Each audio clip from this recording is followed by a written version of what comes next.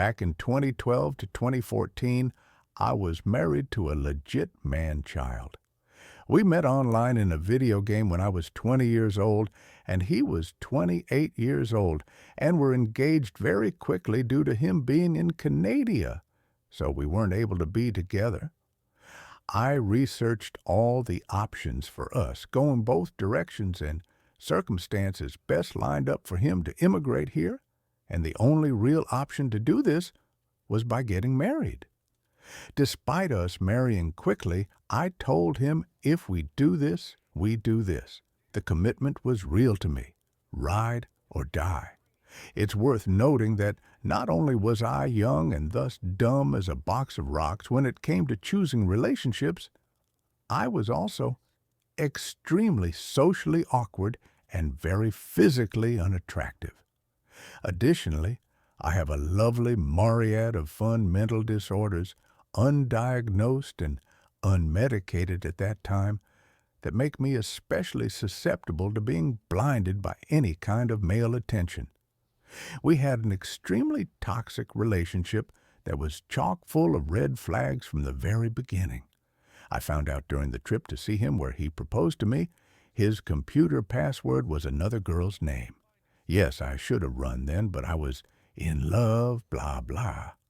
He had several emotional affairs during our relationship. They were online, although one was with his friend back in Ontario, where they had plans to meet up. But I believed in our marriage, and I thought he was my soulmate or some shit. So I stayed.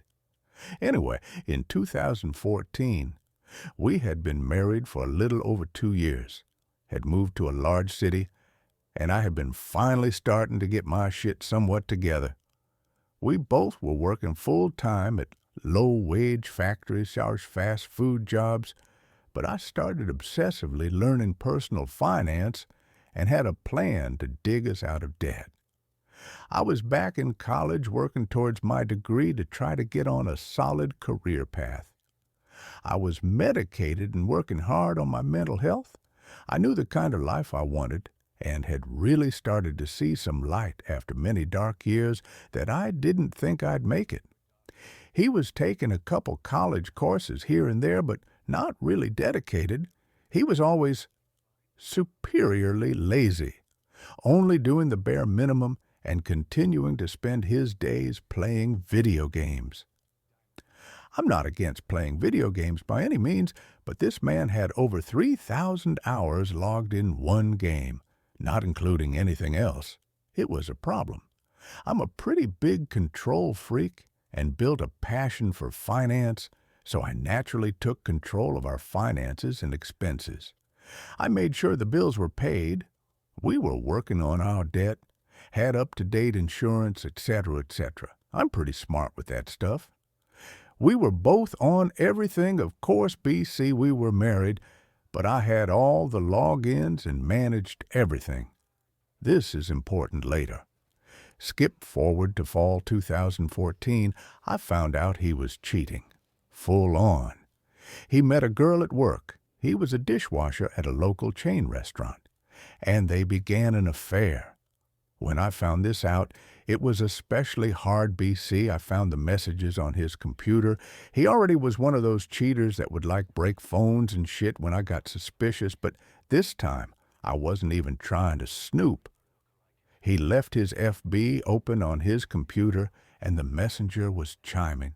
He was in bed asleep.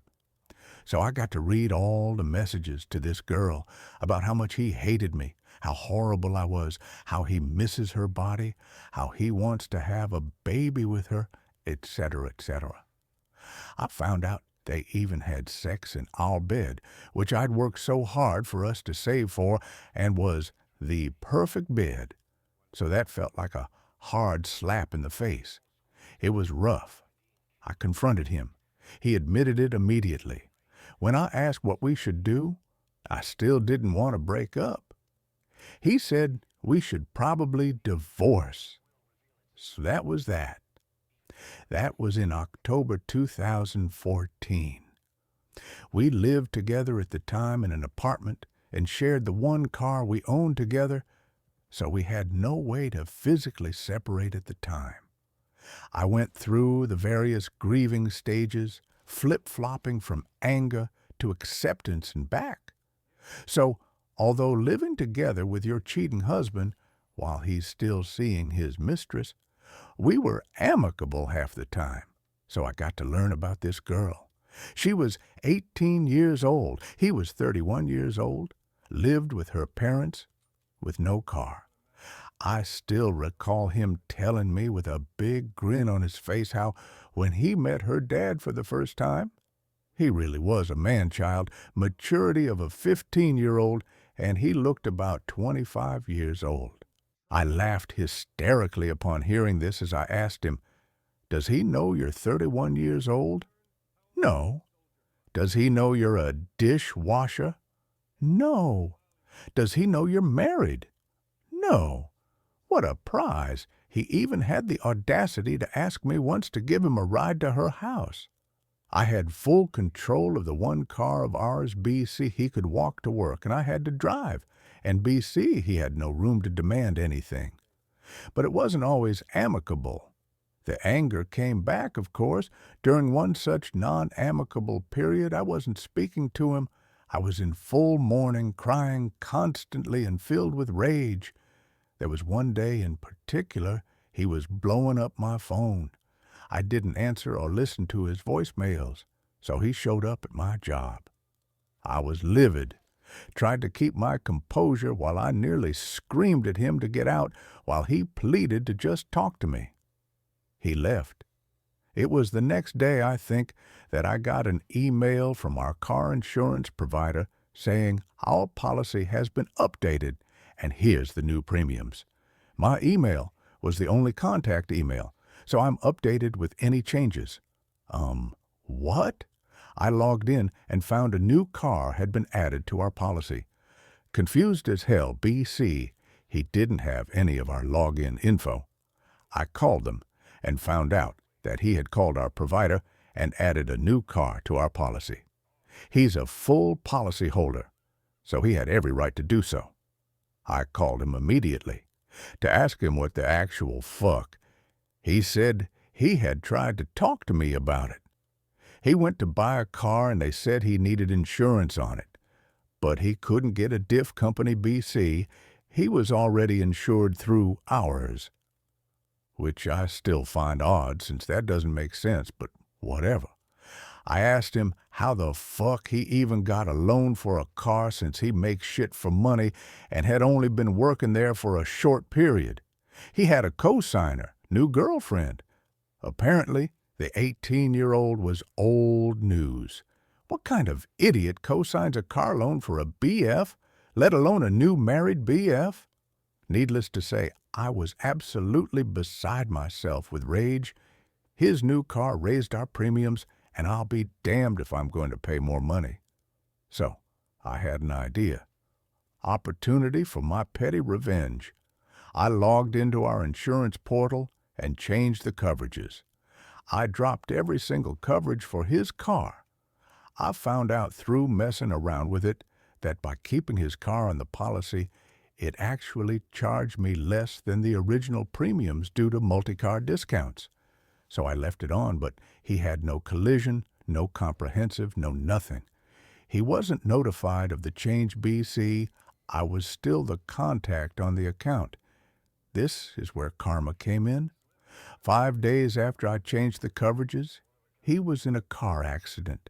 Hit by an uninsured motorist, it totaled his car, his $13,000 car. He now was back to having no car and was still on the hook for his car loan, in addition to his co-signing GF. I'll be honest, after laughing at the ridiculousness of the situation, I actually felt really bad. I called the car insurance company crying, begging them to cover it, saying I made a mistake, thought it was just a quote, blah, blah. No dice. After being understandably upset about it, it was a week or two later he ultimately actually told me he forgave me for it. He said he deserved it for cheating on me. I still felt bad, but that helped. Some more shit went down before we finally finalized the divorce. More of his lying bullshit, more betrayals, but I eventually got out and moved on with my life. P.S. Fun fact, he later married that same girl. She reached out to me some years later asking for details on our marriage since she was running into the same cheating behavior as I was.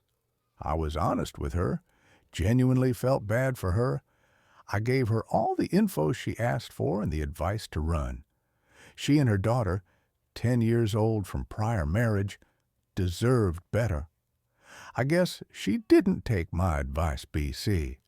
I found out a couple years later they had a baby together. That was probably 7 years ago. No idea what happened since. I now live a life where I do not purposefully hurt people I love or have wronged me out of vindictiveness. I focus on being the best person I can. I'm far from perfect and have learned a lot over the years, but I'm proud of the person I've become and all the work it took to get here. After a few more toxic relationships over the last decade, I found a man, or he found me really, who is amazing. We treat each other with kindness and respect and show each other we love each other every day. Still, whenever I look back on that whole situation, I just have to chuckle at the absurd irony of how it all played out. I've never seen a better instance of karma in my life. TLDR, I got revenge on my cheating husband by dropping all insurance coverages on his brand new car that he had a $13,000 loan on, co-signed by his new GF. And he was hit by an uninsurance motorist 5 days after which totaled it. Edit. Some of you responded to these comments already clarifying. Thank you. But just to be super clear for everyone confused, the 18-year-old was not the 10-year-old's mom. He and the 18-year-old broke up just before he started dating the 10-year-old's mom. Or maybe he cheated on the 18-year-old. Never thought about that. Ears. The mom was the same age as he was, 31 years old, when they started dating. So the mathed. It was about 2 years later, after he and the mom got married, that she reached out to me for info. So I guess the child would have been 12 years old or thereabouts by then. I didn't think about the age that much, just that she had a daughter, and I felt bad since they deserved better.